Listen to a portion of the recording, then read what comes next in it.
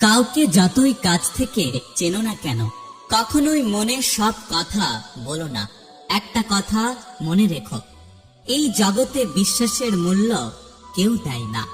যারা তোমার কাছে অন্যের নিন্দা করে, তারা অন্যের কাছে গিয়ে তোমার নিন্দে করবে। তাই এই সমস্ত লোকেদের থেকে দূরত্ব বজায় রাখুন।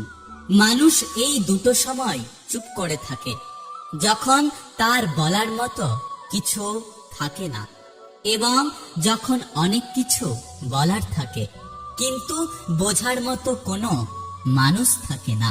কারো পছন্দ হওয়াটা খুব সহজ, কিন্তু সারা জীবন পছন্দ হয়ে থাকাটা খুব কঠিন।